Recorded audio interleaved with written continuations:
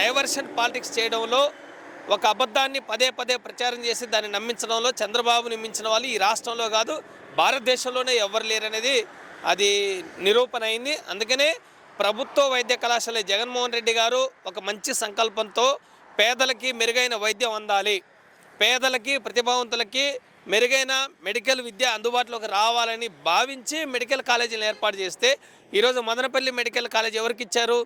మంత్రి నారాయణ బినామీకి కట్టబెట్టారు. ఈ రాష్ట్రంలో ఉన్న మంత్రులు, ఈ రాష్ట్రంలో ఉన్న చంద్రబాబు నాయుడు, నారా లోకేష్ ఇలాంటి రాజకీయ నాయకులు ఎవరైతే ఉన్నారో వీళ్ళ బినామీలకి ప్రభుత్వ ఆస్తులు దోచిపెట్టడం కోసమే ప్రభుత్వం విశ్వ ప్రయత్నం చేస్తుంది. అందుకనే ప్రభుత్వ వైద్య కళాశాలని ప్రైవేట్ పరం చేస్తూ ఉన్నారు. జగన్మోహన్ రెడ్డి గారు కోవిడ్ 2 ఏళ్ళు ఉన్న మిగిలిన 3 ఏళ్లలో 17 మెడికల్ కాలేజీల ఏర్పాటు కోసం చాలా శ్రమించారు. అందులో 2021లోనే 5 మెడికల్ కాలేజీలు పూర్తి చేశారు. విజయనగరము, రాజమండ్రి, మచిలీపట్నము, ఏలూరు, నంద్యాల మెడికల్ కాలేజీలు పూర్తి చేసి 750 సీట్ల చొప్పున ఈ రాష్ట్రానికి తీసుకొచ్చారు.